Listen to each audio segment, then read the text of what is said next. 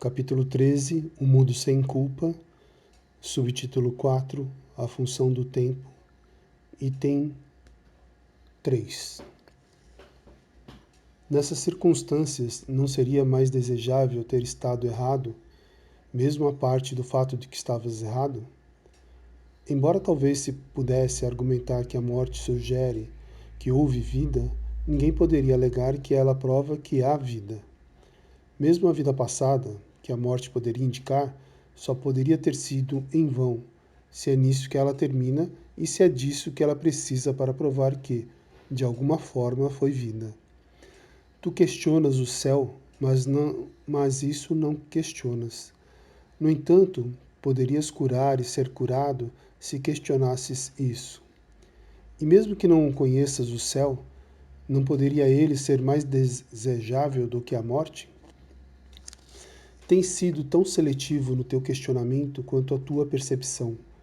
Uma mente aberta é mais honesta do que isso. 4. O ego tem uma estranha noção de tempo, e é com essa noção que poderias começar o teu questionamento.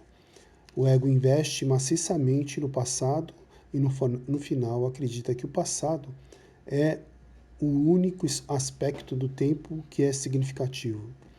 Lembra-te de que a ênfase que ele coloca na culpa lhe permite assegurar a própria continuidade, fazendo com que o futuro seja como o passado e assim evitando o presente. Através da noção de pagar pelo passado no futuro, o passado vem a ser o determinante do futuro, fazendo com que ambos sejam contínuos, sem a intervenção do presente. Pois o ego considera o presente apenas uma breve transição para o futuro, na qual ele traz o passado ao futuro, interpretando o presente em termos passados. 5. O agora não tem qualquer significado para o ego. O presente apenas lembra a ele feridas passadas e ele reage ao presente como se fosse o passado. O ego não pode tolerar a liberação do passado e, embora o passado já esteja acabado, o ego tenta preservar sua imagem respondendo como se ele estivesse presente. Ele dita as tuas reações àqueles que encontras no presente, a partir de um ponto de referência passado, obscurecendo a sua realidade presente para ti. Com efeito, se seguires os ditames do ego, reagirás ao teu irmão como se ele fosse outra pessoa, e isso, com certeza, te impedirá de reconhecê-lo como ele é. E receberás mensagem do teu irmão saídas do teu próprio passado, porque ao fazer com que ele seja real no presente, estás te proibindo de deixar que ele se vá. Assim negas a ti mesmo a mensagem de liberação que todo irmão te oferece agora. 6. É precisamente das figuras sombrias do passado que tens que escapar. Elas não são reais e não têm nenhuma influência sobre ti, a não ser que as tragas contigo. Elas carregam as manchas de dor na tua mente, orientando-te para atacar no presente em vingança de um passado que já não existe. E essa decisão é uma decisão de dor futura, a não ser que apreendas que a dor passada é uma ilusão. Estás escolhendo um futuro de ilusões e perdendo as muitas oportunidades que poderias achar de liberação no presente. O ego quer preservar os teus pesadelos e impedir-te de despertar e compreender que eles são o passado.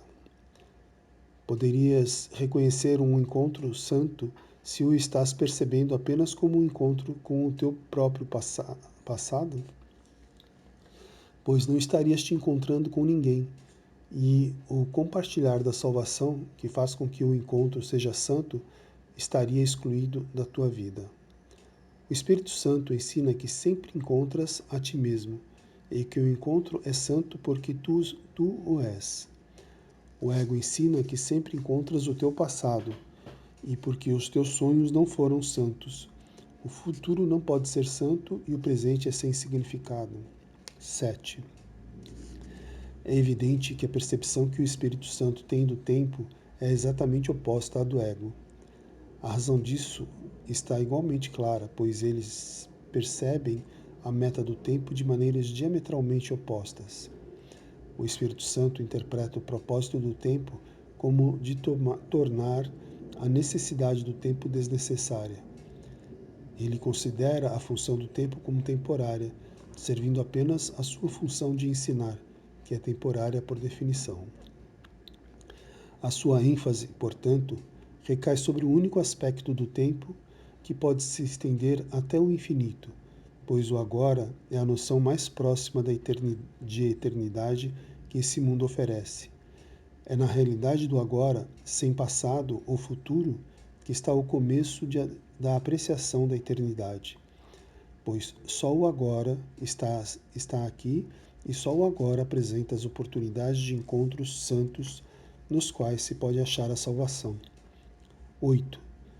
O ego, por outro lado, considera a função do tempo como a de estender a si mesmo no lugar da eternidade, pois assim como o Espírito Santo, o ego interpreta a meta do tempo como a sua própria.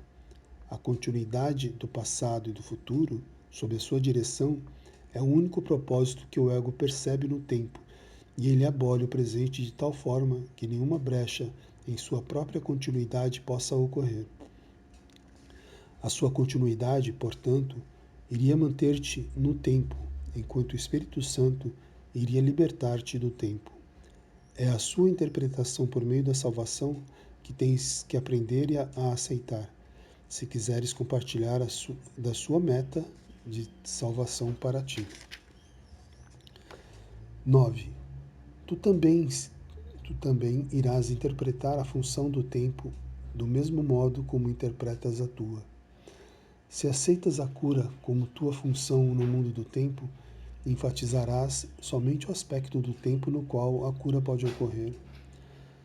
A cura não pode ser realizada no passado. Ela tem que ser realizada no presente para liberar o futuro. Essa interpretação liga o futuro ao presente e estende o presente ao invés do passado. Mas se interpretas a tua função como destruição, perderás de vista o presente e apegar-te-ás ao passado para assegurar um futuro destrutivo. E o tempo será como tu o interpretas, pois por si mesmo ele não é nada.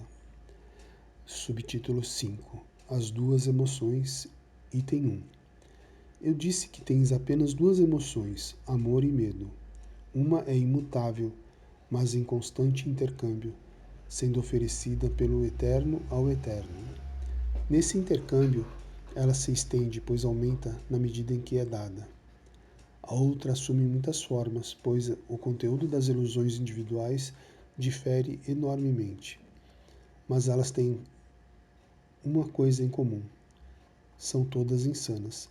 São feitas de cenas que não se pode ver, de sons que não se pode ouvir. Elas compõem um mundo privado que não pode ser compartilhado, pois são significativas apenas para quem as faz e, portanto, não têm absolutamente qualquer significado. Nesse mundo, o autor dessas ilusões move-se sozinho, pois só ele as percebe. 2. Cada um povoa o seu mundo com figuras do seu passado individual, e é por causa disso que os mundos privados diferem. No entanto, as figuras que ele vê nunca foram reais, pois são feitas apenas das suas próprias reações aos seus irmãos e não incluem as reações que eles têm a ele. Portanto, ele não vê que fez essas figuras e que elas não são íntegras. São figuras que não têm testemunhas, sendo percebidas apenas em uma mente separada. 3. É através dessas estranhas e sombrias figuras que os insanos se relacionam com o seu mundo insano, pois eles só veem aqueles que lhes relembram essas imagens, e é com elas que se relacionam. Assim, de fato, se comunicam com aqueles que não estão presentes e são eles que lhes respondem. E ninguém ouve a resposta dada por eles, a não ser aquele que as invocou, e só ele acredita que responderam. A projeção faz a percepção e tu não podes ver além dela. Atacaste o teu irmão uma vez e outra vez, porque viste nele a sombra de uma figura do teu mundo privado, e por ser assim, não podes deixar de atacar a ti mesmo em primeiro lugar, pois o que atacas não está nos outros. Sua única realidade está na tua própria mente, e ao atacares a outros, estás literalmente atacando o que não existe.